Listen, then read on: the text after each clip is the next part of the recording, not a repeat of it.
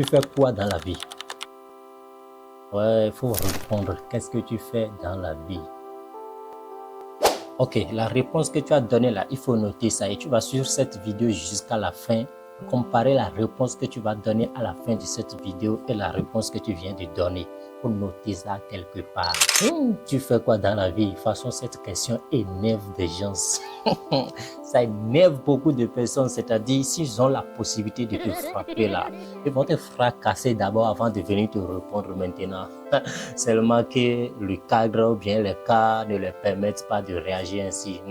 Parce que c'est pour les premières rencontres qu'on pose souvent ces questions, donc tu ne connais pas le profil de la personne, celui qui te pose la question. Donc, on fait tout possible pour répondre de notre manière.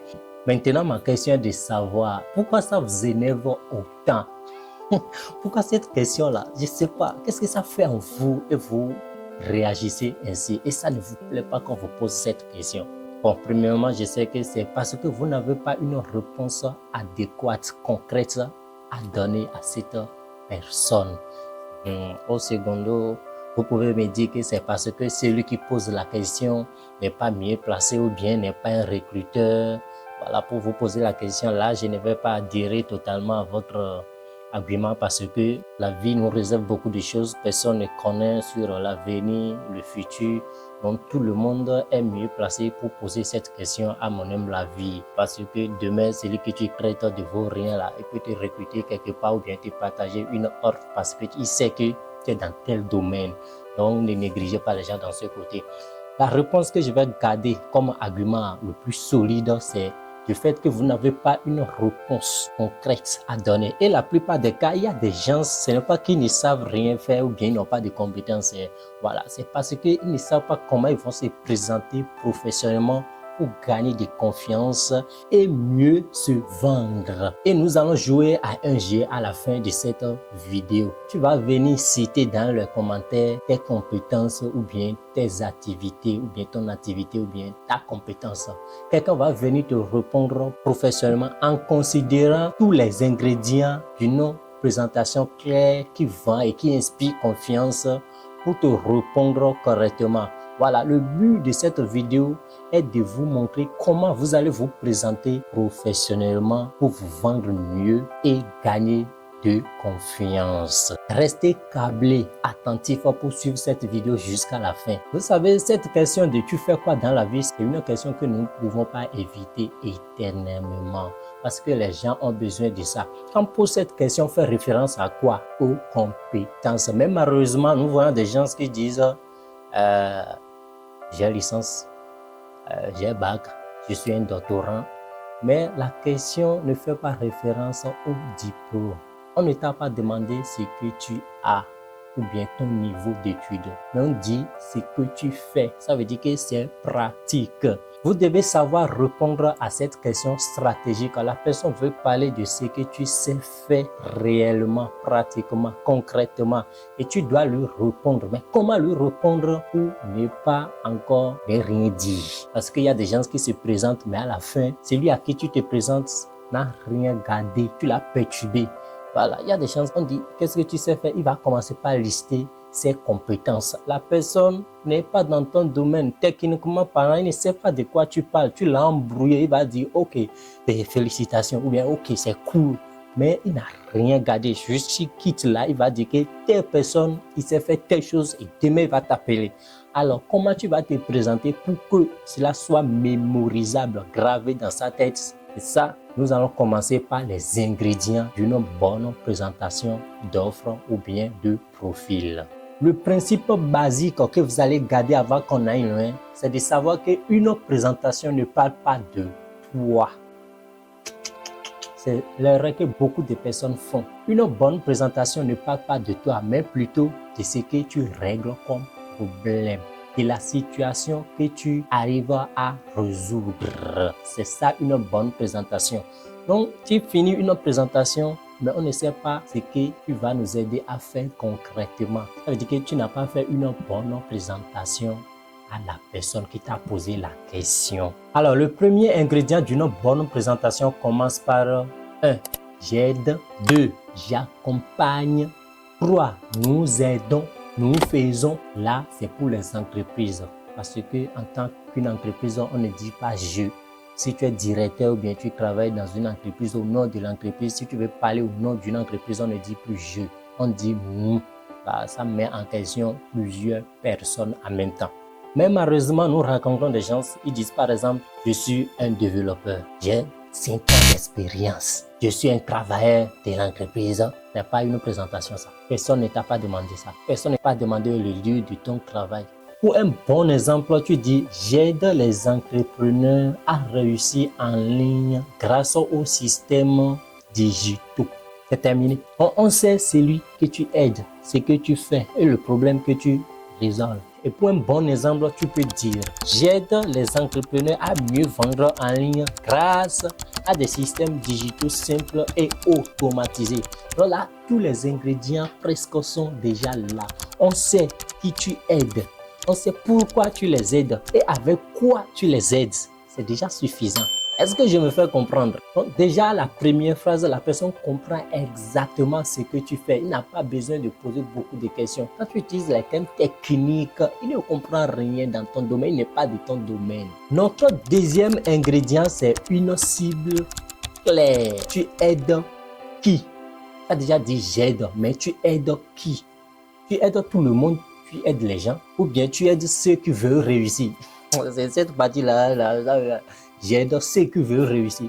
Donc, tu as déjà vu quelqu'un dans ce monde-là, lui ne veut pas réussir. Il t'a dit dans tes deux oreilles que lui ne veut pas réussir. On n'aide pas ceux qui veulent réussir. Tu as quelqu'un que tu veux aider et ça doit être précis et connu, réaliste. Pour un bon exemple, tu peux dire, j'aide les jeunes entrepreneurs. J'aide les PME. J'aime les entreprises locales. J'aide les formateurs. J'aide les commerçants. Et le troisième ingrédient d'une bonne présentation, c'est le problème précis. Tu donnes solution à quel problème? Donc, par exemple, on peut dire ceux qui sont visibles en ligne mais qui ne vendent pas. Là, quand la personne attend comme ça, il se reconnaît automatiquement qu'il est en ligne mais il ne fait pas de vente. Le problème doit être précis et connu. Et si tu veux gagner beaucoup plus dans ton domaine, il faut cibler un problème qui a une portée large. Et notre quatrième ingrédient, c'est la solution. Tu dois parler de la solution dedans, sans lister tes compétences. Ou bien commencer par lister les outils de ton domaine. Il n'en a pas besoin. C'est quand tu vas finir de répondre à ces questions-là. S'il est quelqu'un du domaine déjà, c'est lui-même qui va commencer par te poser la question maintenant. Et quels sont les outils que tu utilises? Ça veut dire que c'est lui-même qui a cherché. La première fois, tu dois parler de la solution qui doit être claire. Par exemple, de solution, tu peux dire plus de ventes, plus de clarté. Donc, la personne sait qu'il est flou, par exemple, dans son business. Donc, toi, tu apportes de la clarté pour qu'il sache bien ce qu'il fait. Plus de temps. Donc, tu vas les aider à gagner beaucoup plus de temps. La personne sait que, vraiment, j'ai besoin de temps pour ma vie. Donc, moins de stress. Quand tu dis moins de stress, la personne sait que vraiment, je suis très stressé dans mon domaine, dans mon activité. Là, j'ai besoin de toi. Bon, la solution, là, c'est ça. Tu dois préciser également la solution dans ta présentation. Tu peux dire, voilà, j'aide en mettant un système automatisé en ligne pour plus de ventes. La personne sait, il sait que tu proposes déjà une solution dans sa présentation. Et si tu veux aller plus loin, ça c'est optionnel, c'est facultatif. C'est notre cinquième ingrédient, une preuve ou une précision. Voilà. Si tu veux appuyer par des preuves pour montrer que je suis un peu beaucoup plus professionnel. Là, tu peux dire concrètement, je combine avec, tu listes quelques compétences, outils phares que tout le monde connaît par exemple. Voilà. Tu peux parler de création de sites web. Au moins, tout le monde connaît ça. Quelques outils ou bien quelques compétences dans ton domaine que la personne quand même peut avoir une idée. Imaginez au moins quelque chose, tu peux combiner avec ça. Il sait que, les voilà là. Alors, quand ils entendent ça, ils disent, oui, c'est ça, c'est ça. Donc, voici la phrase que nous allons garder pour résumer le contenu de cette vidéo.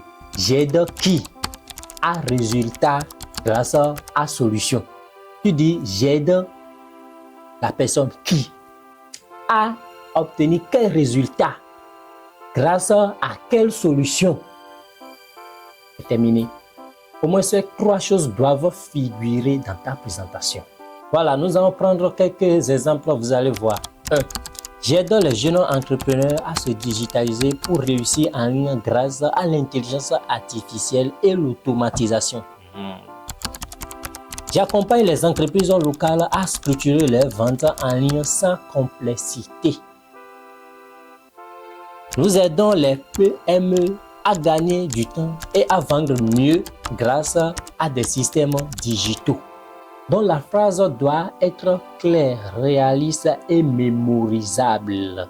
Donc quand on te demande ce que tu sais faire dans la vie, il faut cesser de citer tes diplômes, commencer par raconter l'histoire d'expérience à l'entreprise dans laquelle tu es en train de bosser, tout ça là. Non.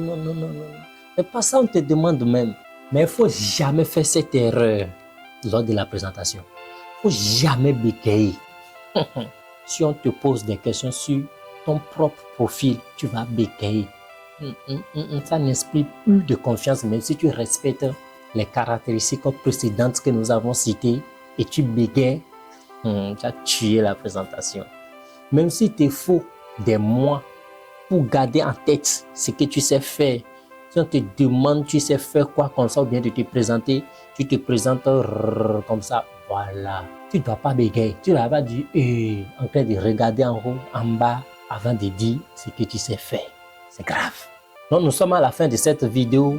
Donc pour t'aider à mieux te présenter désormais, tu vas écrire dans les commentaires tes compétences, ton activité. Et ensemble, quelqu'un va venir. Ça peut être moi-même, voilà. Et nous allons te dire, ok, si c'est tel domaine, il faut dire comme ça. Et ensemble, nous allons analyser pour voir, non, est-ce que ce que lui dit là, est-ce que c'est clair, est-ce que c'est compréhensible. Nous allons analyser les points forts, les points faibles. Et nous allons trouver une phrase qui est vraiment adaptable à ton profil. Et désormais, tu vas bien te présenter. Alors, l'exercice premier que je vous avais demandé, il faut encore refaire une présentation. Et tu vas comparer à la présentation que tu avais fait au début de cette vidéo et à la présentation à la fin de cette vidéo. N'oubliez pas de vous abonner, de rejoindre notre groupe privé si vous voulez partager tout ce qui concerne l'information sur le domaine professionnel et l'intelligence artificielle. Merci beaucoup et ciao!